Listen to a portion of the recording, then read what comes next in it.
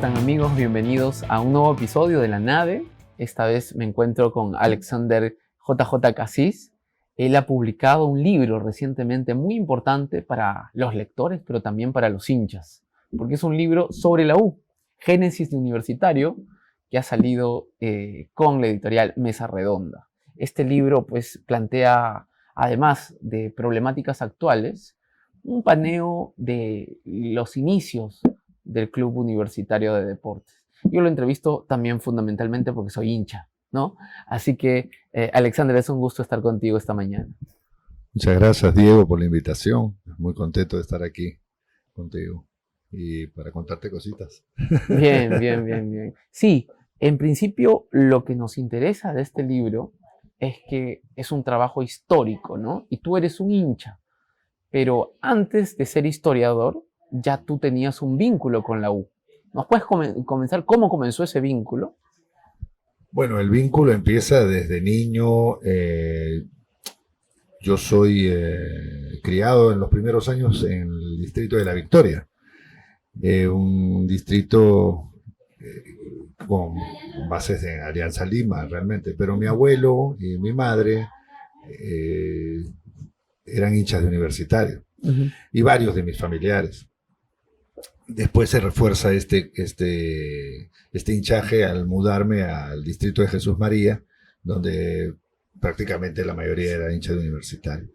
Entré a la Barra de Oriente temprano, a una edad de 12 años, y eso formó mucho mi carácter. Así que desde los 12 años, de 1980, entré a la Barra de Oriente. Estabas primero en campo minado, entonces, en La Victoria. Se podría decir que sí. Sí, exacto. Pero en esa época, pues, no había violencia, nada, sino que yo tenía muchos amigos, niños, y hasta ahora mantenemos la amistad, ¿no? Ahí está. Bueno, y tu paso ya a profesionalizarte como historiador y ahora a tener este libro, este volumen, tú te inclinas por la historia porque tenías una vocación de recordar cosas, no sé cómo fue tu proceso y cómo confluyó esta pasión por la historia también con tu otra pasión que era el club. ¿Nos puedes contar un poquito? Por supuesto. A ver, yo estudié ciencias de la comunicación en primer lugar. Mi sueño era de joven ser periodista deportivo. Caramba. No llegué a concluir los estudios, pero al viajar a Suecia estudié un programa, se llama el Programa Europa, para trabajar en instituciones vinculadas a la Comunidad Europea, y dentro de ello pues habían cursos de historia. Entonces obtuve un bachillerato y una licenciatura en historia. Cuando llega este vínculo, creo que es perfecto poder hacer una investigación, no solamente sobre el club universitario, que es un club en el cual yo tengo mucha pasión, sino que también hay un vínculo entre Perú y Suecia en mi investigación, que reforzó aún más el interés por continuar y no dar el brazo a torcer, porque fueron 7 años. Y efectivamente hay un vínculo con Suecia, ¿no? Entonces nunca pude imaginar que hubiera un vínculo con Suecia, con la gimnasia sueca. Yo creo que es fantástico vivir en una isla en el mar Báltico y entender de que todo nació en lugares remotos. Mucho de la esencia del club nace de gimnasias europeas. Y también hay un influjo fuerte de los Estados Unidos, ¿no? Porque el creador de Universitario, digámoslo así, el señor Álvarez Cáceres, ¿no? Estudiaba en Estados Unidos, bueno, estudió en muchos lugares, pero fundamentalmente la disciplina, el rigor y la metodología que le impuso al club, que sentaron las bases, también venía de las escuelas gringas, ¿no?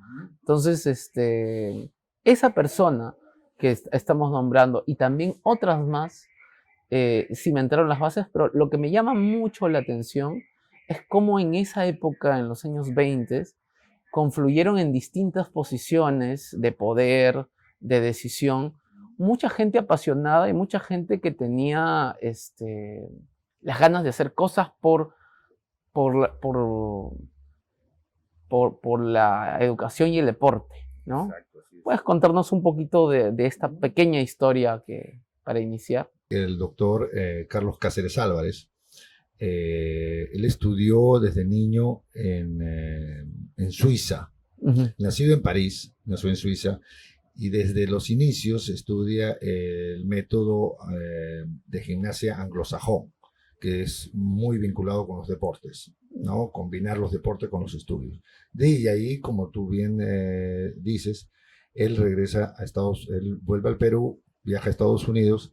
En Estados Unidos ya la escuela anglosajona, por supuesto, se había implementado, pero al mismo tiempo llega también la influencia de la gimnasia sueca y alemana.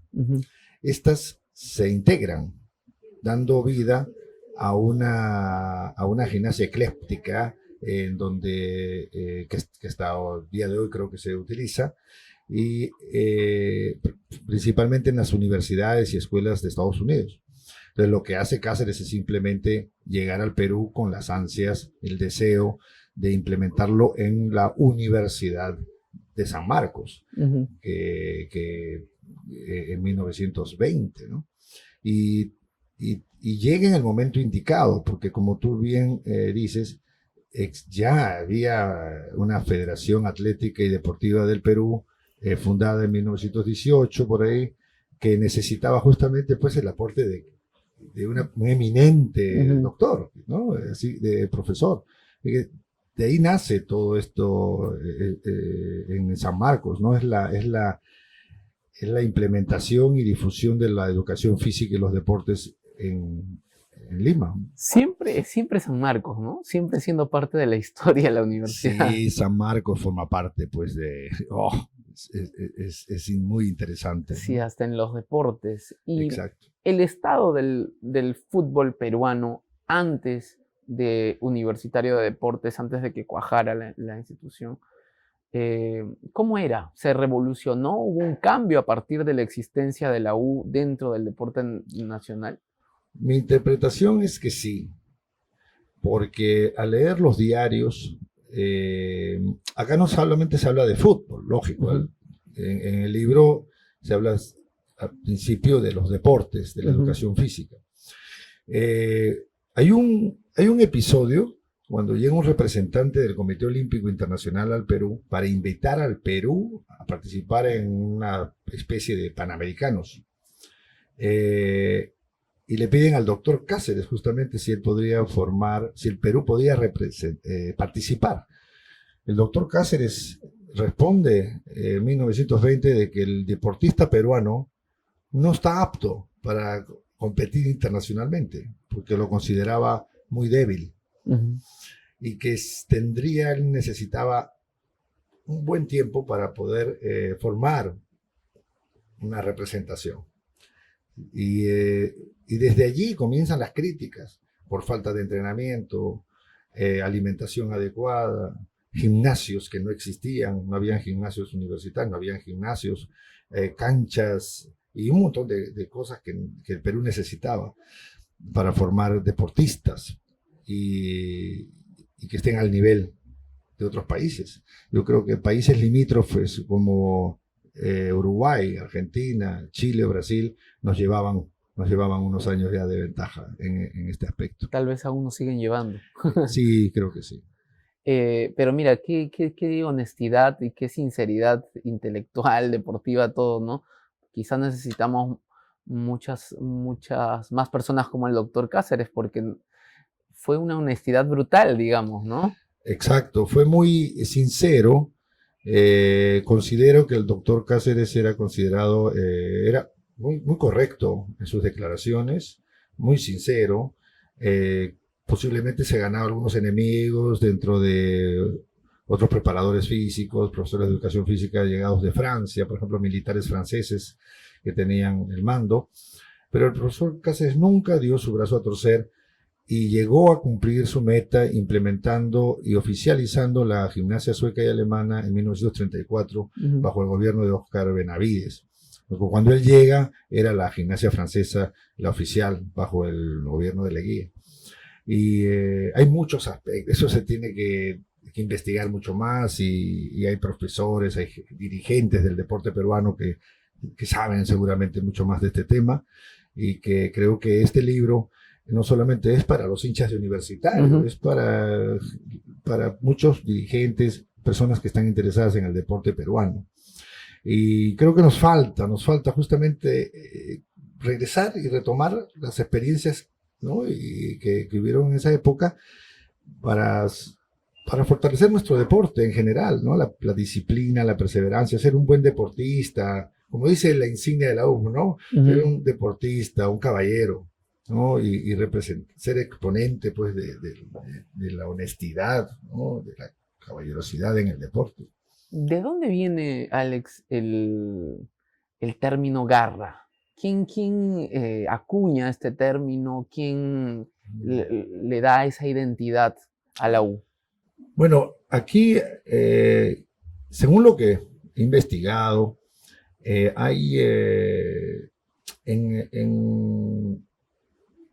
había existe, no sé si existe hasta aún, pero es una escuela del Springfield College en Massachusetts. Muchos profesores de educación física se formaron allí. No solamente Cáceres, por ejemplo, sino también profesores de Uruguay. Hay un vínculo en esta educación física, es no dar el brazo a torcer. Nunca, si te caes, tienes que levantarte. Yo pienso que es muy fácil, en vez de estar explicándolo en todo un libro, es mucho más fácil simplificar y decir la garra, ¿no? Y hay un vínculo entre la garra charrúa, ¿no? Y la garra crema. También tenemos varios representantes uruguayos en nuestra historia. Y justamente hay dos fundadores uruguayos en el Club Universitario, los hermanos Fosalva Muro. Yo creo que la garra es justamente eso, ¿no? Esforzarse, jugar colectivamente, ser una unidad en el campo de juego, ser disciplinados, perseverantes y saber entender cuál es tu capacidad, tu resistencia física. Si vas a jugar 90 minutos, pues los tienes que jugar con una capacidad y una resistencia física, ¿no? No vas a jugar solamente 30 minutos, ¿no? Tiene que ser 90. Y hay muchas historias sobre la garra, ¿no? Por ejemplo, Plácido Galindo nombra una vez que algunos jugadores en la cancha estaban dribleando, haciendo cositas, toquecitos y pasitos, y la gente aplaudía esas cosas. Muchas jugadas innecesarias. Mucho esfuerzo. Y Plácido Galindo dice, ustedes están en la cancha para jugar, ¿no? Para dar todo, sudar la camiseta, no para ser aplaudidos. Entonces, la garra es continuar, ¿no? Levantarse y luchar hasta el último segundo.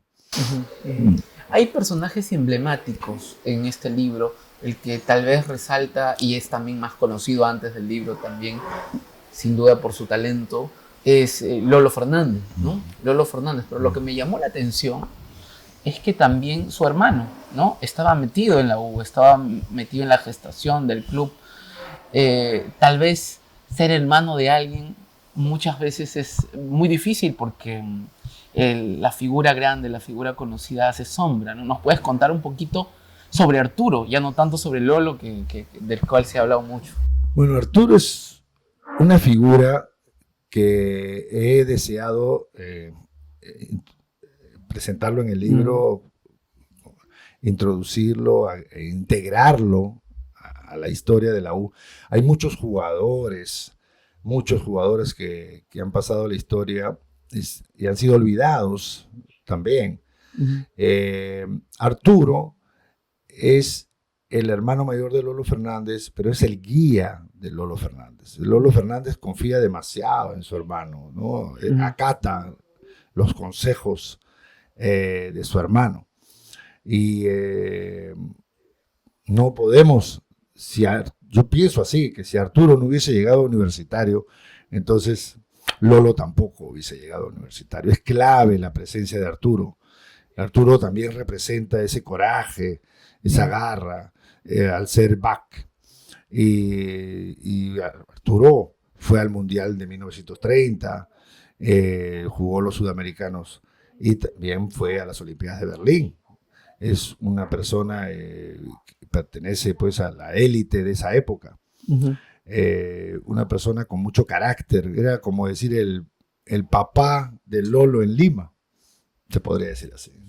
Estuvieron juntos hasta el día de la muerte de Lolo. Y se recuerda mucho también en cuanto a la plana deportiva, que eran futbolistas que tenían más una, o sea, obviamente no discrepo de que se gane plata haciendo lo que a uno le gusta, pero en ese momento no habían estas cuantiosas sumas de dinero que les pagaban a los jugadores, no habían estos exorbitantes contratos. Entonces muchos de los jugadores jugaban por mera pasión, ¿no? Y por identidad, etcétera, ¿no? Así es, así Entonces, es. yo pensaría que hay que regresar un poquito a esa dinámica, ¿no? En la medida de lo posible, ¿no? ¿Cómo lograr ahora, ya esta es una pregunta que sale un poquito del libro, sino más acerca de la realidad futbolística, quería ver qué opinión te merece, para que esta lucha de egos que hay dentro del fútbol peruano amaine un poco y se pueda trabajar mejor en base a la identidad, ¿no? Yo creo, yo pienso lo siguiente, de que si bien es cierto, en esa época era lo que había, Uh-huh. la gente jugaba por el deporte, porque eran deportistas, les gustaba, recibían propinas, lógicamente que algunos recibían más propinas que otros, Uh-huh. y eso, y trabajaban al mismo tiempo, ¿no? No tenían las goyorías, las comodidades, ni tampoco, pues, o sea, eh, ¿cómo se puede decir? Eh, los lujos, quizás algunos jugadores tienen hoy día, ¿no? Lolo Fernández, imagínate hoy día, ¿no? En qué nivel estaría. Pero creo que al mismo tiempo, muchos de estos jugadores que jugaron hace 80 años, ¿no? No se sentirían a gusto. Uh-huh. En esa época había más solidaridad, había un compadrazgo, eran amigos, se jaraneaban, había un poco de música criolla, de repente, no sé, ¿me entiendes? Uh-huh. Compartían otras cosas más simples de la vida y eran felices con menos. Universitario, Alianza, Cristal, quizás los equipos grandes, como Melgar de Arequipa, Cienciano de Cusco, otros equipos en el norte, tengan hasta el día de hoy referentes Uh-huh. que puedan jugar por la camiseta por quizás con un sueldo menor. Uh-huh. Han habido casos de que propios jugadores de Universitario han llegado a acuerdo con el club para poder jugar y seguir en Universitario, bajando quizás los sueldos, ¿no? O sea, sí existe amor, pero también piensan en su familia, lógico, en su futuro. Lógico. Es muy distinto hoy día. Es difícil de regresar a la época amateur. Bien, bien. Y algo importante que está relacionado con eso y que tú mencionas en el libro es esta llamada a regresar a los orígenes, ¿no? O sea, tú has desarrollado un texto en el cual básicamente nos explicas la fundación del Universitario, pero con la idea de tomar justamente referentes, ideas, ejemplos para la situación actual, ¿no? Porque, a ver, han sido 10 años en los cuales no se ha campeonado y ya dolía, ¿no? Entonces, eso lleva detrás también una serie de problemas actuales, ¿no? Entonces, que a la luz de este libro, a la luz de esta publicación, ¿qué lecciones tal vez podríamos aprender para el desarrollo de la U hacia adelante? Bueno, en primer lugar, el propósito el propósito de este libro es que el hincha, el simpatizante, entienda de que la creación de Universitario tardó tiempo. Hay un fundamento, hay una piedra angular, ¿no? En donde se edifica este niño que nace grande, ¿no? Nace grande. Lo principal es entender que la creación de universitarios, de las federaciones universitarias de deportes, tienen un propósito nacional.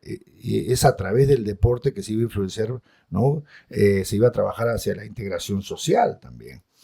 Ese es un propósito que debemos, creo, rescatar y que Universitario pueda hacer giras y que pueda realizar, bueno, actividades deportivas, no solamente a través del fútbol, del vóley, del básquet, que ahora tenemos que luchar para ver si por el básquet peruano prácticamente no se escucha mucho. Tenemos otros, el fútbol down, ¿no? Y fútbol femenino. Hay muchas cosas que hacer, pero el propósito es que hacer deporte por el deporte, porque es una vida sana, y también de crear una nueva sociedad, ¿no? Una sociedad quizás más solidaria, más sana. Ese es también un propósito que lo compartimos con los valores morales y sociales de la educación física. Yo creo que es allí donde parte Universitario, ¿no? Y esa era la idea de difundir los deportes a nivel nacional, ¿no? Y la educación física a nivel nacional. Se ha perdido un poco eso. Ese es uno de los propósitos también de rescatar la historia de Universitario, quizás influenciar en algo a los dirigentes de un club tan grande y que entiendan la importancia de que un club que llega desde Tumbes a Tacna, desde Lima hasta Madre de Dios o hasta Iquitos, y que es importante que la imagen de Universitario, la imagen verdadera, la original, se mantenga viva, intachable. Hay que mandarle un ejemplar a Gian Ferrari, urgentemente. Yo creo que ya lo tiene. Yo creo que ya lo tiene. Finalmente, Alex, ¿tú tienes otro trabajo, algún libro en el que estés pensando, aunque sea como idea? No sé si necesariamente sobre la U, pero tal vez. Sí, hay un proyecto que me gustaría concretizar con un amigo, un hincha universitario, comunicador social, Fabricio Álvarez Lobato, que estuvo presente en la presentación del libro en la feria de Ricardo Palma, y estamos trabajando en ello. Nos vamos a concentrar en la década del 30. ¿No? Hay aspectos que vamos a reforzar y se podría ver, es una continuación de este libro de Génesis de Universitario, pero con el focus de la década del 30, en donde la figura principal debe de ser nuestro ídolo máximo, Lolo Fernández. Genial. Entonces estaremos atentos a esa publicación. Muchas gracias, también mucha suerte para Génesis de Universitario. Sé que se va a presentar pronto otra vez. Así es. Así que nos vemos pues en la Noche Crema. Muy agradecido, Diego, por tu invitación y por la oportunidad de contar un poco cómo se llevó a cabo esta obra. Muchas gracias, Alex. Muchas gracias también al Virrey. No quería dejar de mencionarlo, un espacio que siempre nos acoge, que la Nave TV siente mucha calidez en él. Así que será hasta la próxima oportunidad. Hasta luego.